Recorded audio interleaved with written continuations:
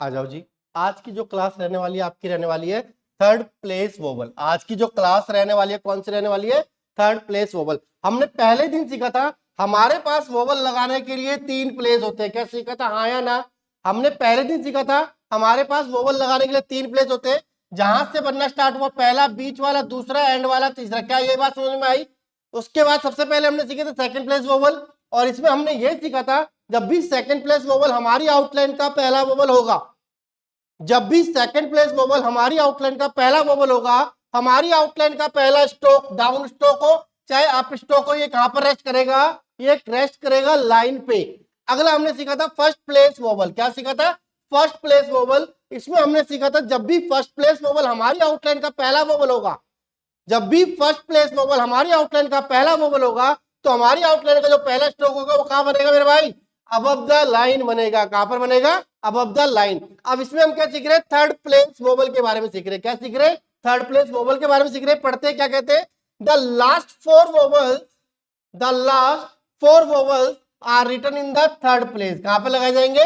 Third place लगाए जाएंगे। When a third place vowel comes between two stroke, जब third place vowel दो stroke के बीच में आएगा, it is put in the third place before the second. क्या कहता है? बात को समझते हैं।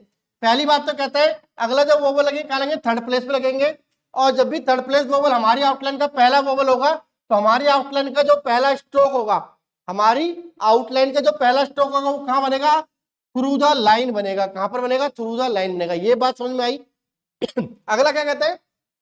जब दो स्ट्रोक के बीच में थर्ड प्लेस वोवल आएगा, जब दो स्ट्रोक के बीच में थर्ड प्लेस वोवल आएगा, तो उसको कहां लगाएंगे? दूसरे वाले के पहले थर्ड प्लेस पे लगा देंगे। क्यों मेरे भाई? क्योंकि देखो, अगर ये टी है, अकेला है, यहाँ पे थर्ड प्लेस वोवल लगेगा, लेकिन इसके साथ अगर के जुड़ गया, क्या जुड़ गया? के जुड़ गया। अगर इसके साथ कुछ जुड़ गया तो यहाँ पे जगह गिर गई। तो अगर जो वोवल लगेगा यहाँ पे, इसको कब पढ़ेंगे? इसके बाद पढ़ेंगे। इसको कब पढ़ेंगे? इसके बाद पढ़ेंगे। इससे पहले पढ़ेंगे। इसको कब पढ़ना? इसके बाद पढ़ना। तो हमारा तो पर्पस सोल्व हो गया। और वोवल लगाने के लिए भी हमें एक सही से प्लेस मिल गया जिसमें हम प्रॉपर वोवल लगा सकते हैं। अगला कहते हैं when a third place vowel is the first vowel in a word, the outline is written third position, that is the first down stroke और up stroke is written through the line. जब भी third place vowel हमारी outline का पहला vowel होगा, तो हमारी outline का पहला स्ट्रोक कहां बनेगा? थ्रू द लाइन बनेगा। ये बात मैं आपको पहले ही बता चुका हूं। आगे चलते हैं कि थर्ड प्लेस में होते कौन कौन से वोवल है। सबसे पहली बात आती है लॉन्ग ई की। किसकी बात आती है? लॉन्ग ई की। अभी इससे पहले हमने जो ई सीखा था वो शॉर्ट ई का साउंड देता था। किसका साउंड देता था? वो साउंड देता था मेरे भाई शॉर्ट ई का। किसका साउंड देता था? शॉर्ट ई का। अब जो लॉन्ग ई, ये लॉन्ग ई का साउंड देता था। वी बोलो एक बार। वी जब आप प्रोनाउंस करोगे तो किसका साउंड आता है? लॉन्ग ई का। कह रहा है जब भी लॉन्ग ई का साउंड आएगा, जब भी लॉन्ग ई का साउंड आएगा, जैसा कि वी में आता है, उसके लिए हम लगाएंगे हैवी डॉट। क्या लगाएंगे? बोलो एक बार। हैवी डॉट लगाएंगे। और कहां पर लगाएंगे हैवी डॉट? थर्ड प्लेस पर। कहां पर लगाएंगे? थर्ड प्लेस पर। और एक चीज और सीखी है, जब भी थर्ड प्लेस वोवल हमारी आउटलाइन का पहला वोवल होगा, हमारी आउटलाइन में जो पहला स्ट्रोक है कहां बनेगा? थ्रू द लाइन बनेगा। कहां पर बनेगा? Through the line. लिखना थ्रू द लाइन। लिखना है ईट। टी लिखा, ई के लिए क्या लगा दिया? हैवी डॉट लगा दिया। क्या बन गया? ईट। लिखना है टी। टी लिखा, ई के लिए क्या लगा दिया? हैवी डॉट लगा दिया। बन गया क्या? टी। ईच लिखा, चे लिखा, ई के लिए लगा दिया हैवी डॉट। क्या बन गया? ईच। सी लिखना है, एस लिखा, ई के लिए हैवी डॉट लगा दिया। बन गया क्या? सी। शी लिखा, इस लिखा, ई के लिए हैवी डॉट लगा दिया। बन गया शी। ईज लिखा, जेड लिखा, इस ई पहला लगा दिया हैवी डॉट। क्या बन गया? ईज। इसी तरीके से फी, फीड, डीप। यहां पे क्यों लगा रहे? क्योंकि जब भी दो कॉन्सोनेंट के बीच में हैवी, दो कॉन्सोनेंट के बीच में थर्ड प्लेस वोवल आएगा, तो दूसरे लेके पहले थर्ड प्लेस पे लगा देंगे। क्या बात समझ में आई? Keep, leave, deep, theme, deal, meal और टीम। अगला देखते हैं क्या कहते हैं। Short I. जब भी शॉर्ट आई का साउंड आएगा, जब भी शॉर्ट आई का साउंड आएगा, उसको किससे रिप्रेजेंट करेंगे? लाइट डॉट से रिप्रेजेंट करेंगे। किससे रिप्रेजेंट करेंगे? लाइट डॉट से रिप्रेजेंट करेंगे। और कहां पे लगेगा वोवल? थर्ड प्लेस पे लगेगा। कहां पे लगेगा? थर्ड प्लेस पे। जैसे इज, इज अगर आप बोलेंगे तो किसका साउंड आता है? शॉर्ट आई का। किसका आता है? शॉर्ट आई का साउंड आता है। इसके लिए लगेगा लाइट डॉट। क्या लगेगा इसके लिए? लाइट डॉट लगेगा। और कहां पर लगेगा? थर्ड प्लेस पर। कहां पर लगेगा? थर्ड प्लेस पे। जब भी थर्ड प्लेस वोवल हमारी आउटलाइन का पहला वोवल होगा, हमारी आउटलाइन का पहला स्ट्रोक कहां बनेगा? अब थ्रू द लाइन क्या बनेगा, थ्रू द लाइन। इफ लिखना है, एफ लिखा, डॉट लगा दिया। बिट लिखना है, डॉट लगा दिया। पी के लिखा, dot pick, big, ship, live, inch, kid, ill, bill, mill, milk, thick और विथ। आगे चलते, लॉन्ग ऊ की बात कर रहा है। किसकी बात कर रहा है, लॉन्ग ऊ, जैसा टू में आता है। एक बार बोलो टू, ये बड़े ऊ का साउंड देता है। किसका साउंड देता है, ये बड़े ऊ का। कह रहा है जब भी लॉन्ग ऊ का साउंड आएगा, जब भी जैसा कि टू में आता है, जब भी लॉन्ग ऊ का साउंड आएगा जैसा कि टू में आता है, उसके लिए हम लगाएंगे हैवी डैश। क्या लगाएंगे, हैवी डैश लगाएंगे। और कहां पर लगाएंगे हैवी डैश, थर्ड प्लेस पर। कहां पर लगाएंगे, थर्ड प्लेस पर। देखो ध्यान से, chew, shoe, food, move, youth, tool, pool, cool, tooth.